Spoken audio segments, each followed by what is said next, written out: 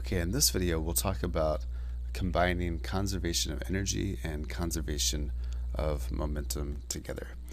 So we know that if the sum of the forces acting on a system are not equal to zero, then the change in momentum is not equal to zero, and therefore we cannot use conservation of momentum.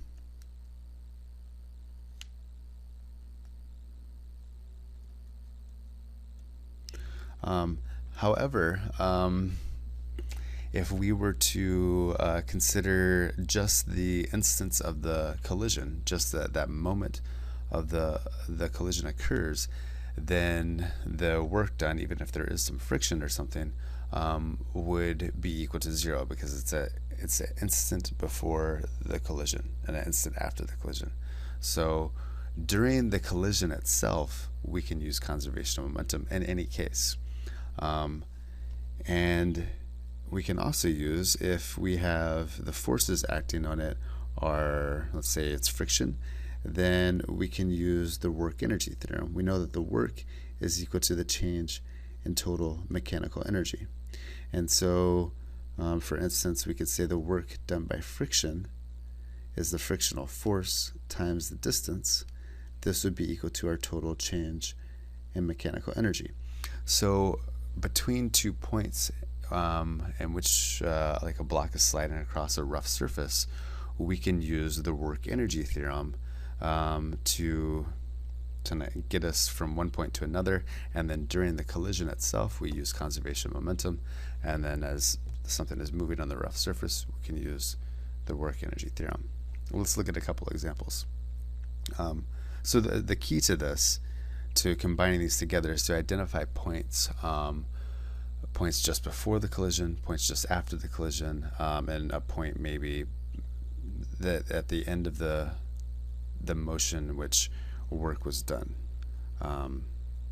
So we kind of get away from using initial and final. You'll see why I'll point that out in a minute. So let's say we have this case here. We have a bullet which is being shot into a crate. So it has a mass of C and the bullet has a mass of B. This bullet is fired into the crate and then it sticks into it, so it's a perfectly inelastic collision, and then the two of them slide off over here and come to a rest. So the final velocity is equal to 0, and this crate starts out at rest, and the initial velocity of the bullet is not equal to 0, it's greater than 0, using a coordinate system like this. Okay, so what we want to do is, since there's no, we'll ignore wind resistance out here with the bullet, then we have an isolated system right here. If we just consider the crate and the bullet, there are no external forces acting on them, and so we have an isolated system, so we can use momentum, conservation of momentum, during this collision. So what we'll do is we'll say that point 1 is just before the collision, point 2 is just after the collision. So from points 1 to 2, we can use conservation of momentum. And then after they start moving, so with conservation of momentum, we can find the velocity at point 2. This will be the velocity of both the block and the bullet together, and this would then be, I guess, like an initial velocity before it starts sliding along here. Then, since we know the final velocity of the two is equal to 0, and we know some initial velocity, if we know these masses, we can find the frictional force, and we can say that the work done by friction in this region would be equal to the change in the kinetic energy. So the work done by friction, which will be the frictional force times the distance, will be equal to our change in kinetic energy. So we'll have some kinetic energy at point 2. We'll have some kinetic energy at, we'll call this point 3 over here when they come to a stop. And the difference in these, the work done by friction, will be equal to the change in kinetic energy from point 2 to 3. So we can use from 1 to 2, we use conservation of momentum during that collision, and then from 2 to 3, we will use the work energy theorem.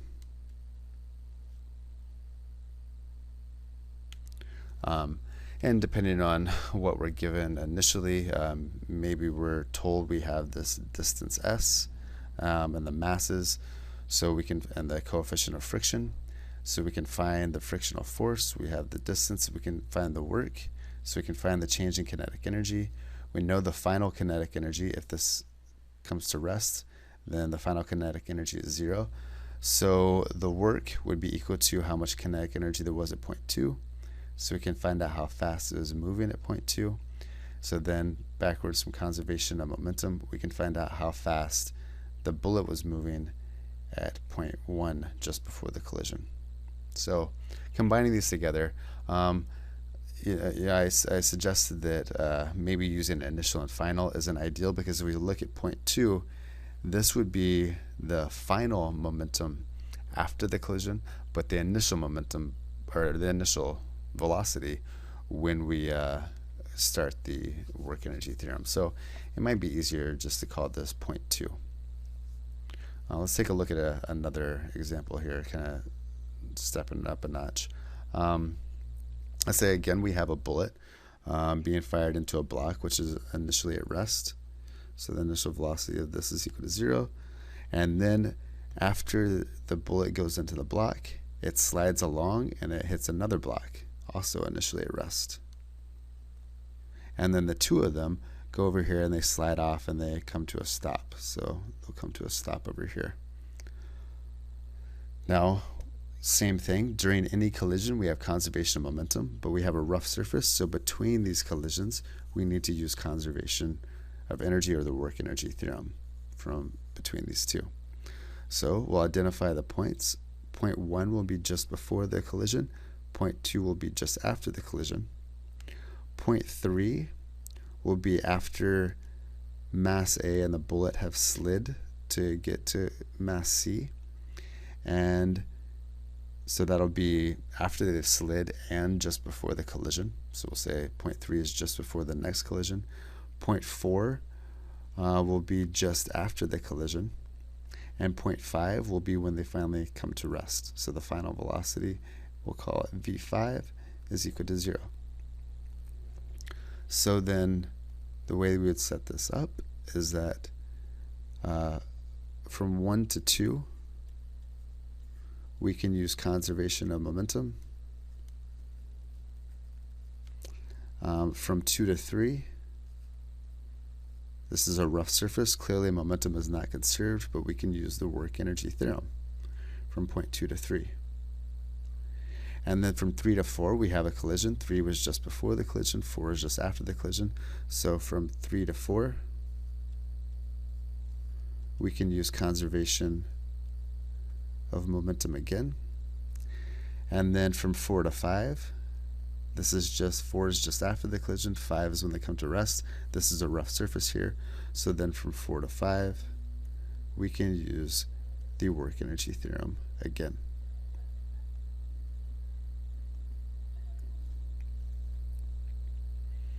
Okay, let's take a look at another one here. Let's say that we have this time a bullet. Again, we have a bullet here shot into a block. It's just so fun to have a bullet shot into a block here. And then the block is going to go up and it's going to go through the top of this path.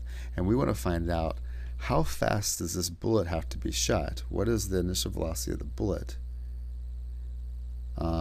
in order to have the bullet and the block together actually make it through the top of this loop?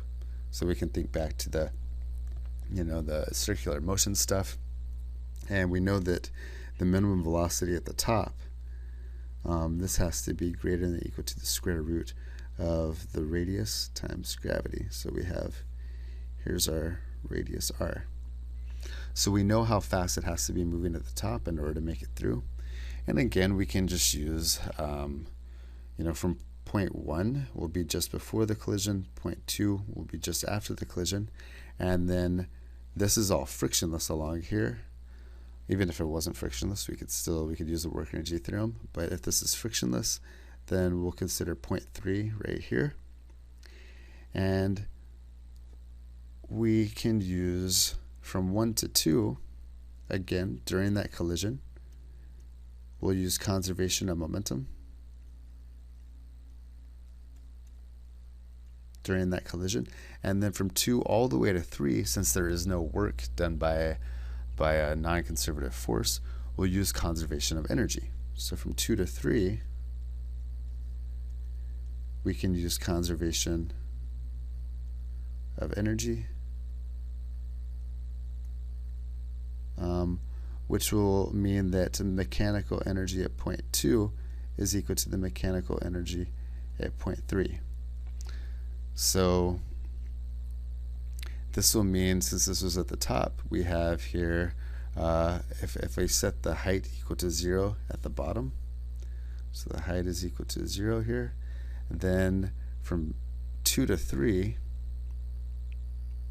we have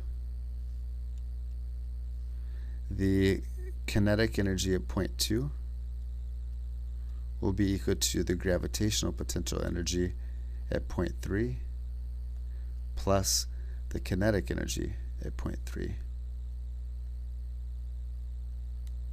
And this would be conservation energy. So we can find out how fast the bullet needs to be going, given the mass of the bullet, mass of the crate, etc., how fast this bullet needs to be going in order to get both of them up into the top of the loop. Another example here, let's say that we have two masses here. We'll say both of them are initially at rest. So V initial is equal to 0. V initial is equal to 0 here as well. Let's say we're given some length of this rope, same length, and then let's say it's given some angle theta here. Then if I say that these balls, when they hit, they perform a perfectly elastic collision, then we can start it out here. We'll say at point 1, we can have, it's before this is released. At point 2 can be just after the collision, or sorry, just before the collision, so when A gets to the bottom. So from 1 to 2, we can use conservation of energy.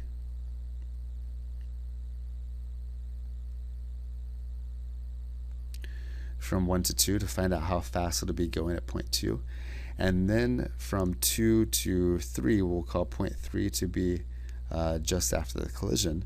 We can say 2 to 3, we can use conservation of momentum for an elastic collision.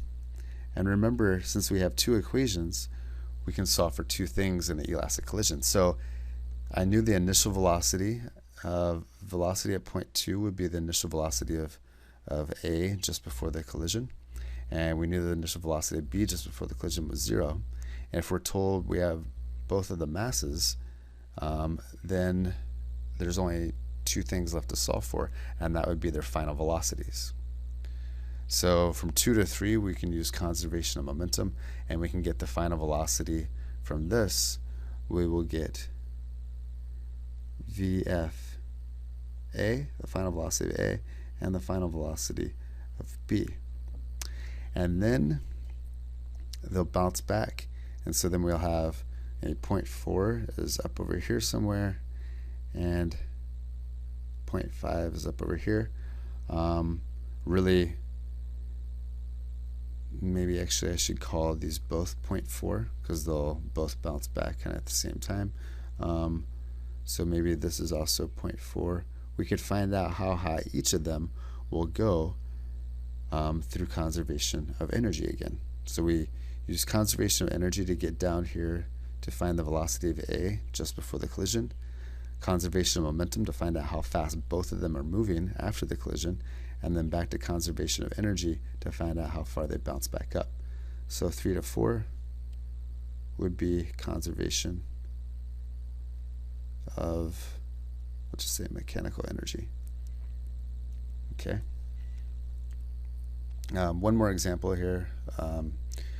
Let's say that we have a spring, just to kind of get away from bullets being shot into blocks here. We have a spring. Maybe the spring is compressed at some distance x, and we have a spring constant k.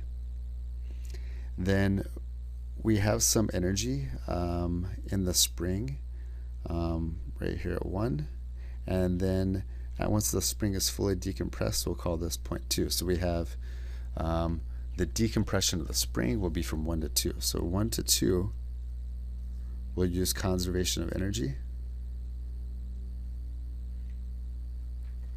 And this means that we will have 1/2 kx squared is equal to 1/2 mv2 squared. This will be the velocity at point 2 of mass A. And then from 2 to 3, there's no work being done, really, right? So we don't need to bother with using the work energy theorem, although I could just add some friction here. We could use the work energy theorem from 2 to 3. But we will call point 3 to be just before the collision and point 4 to be just after the collision. So then from 3 to 4, during the collision of mass A with mass B, we can use conservation of momentum. And then if we're interested in, let's say these blocks stick together, and we're interested in will they make it through the top, we can use conservation of energy again from 4 to 0.5 up here. Knowing how fast it needs to go back from circular motion, we can use conservation of energy between 4 and 5 to find out if they go that far. Or maybe how much of a spring compression do we need in order for them to go so high? Many ways we could word this question. So from 4 to 5, we would use conservation of mechanical energy.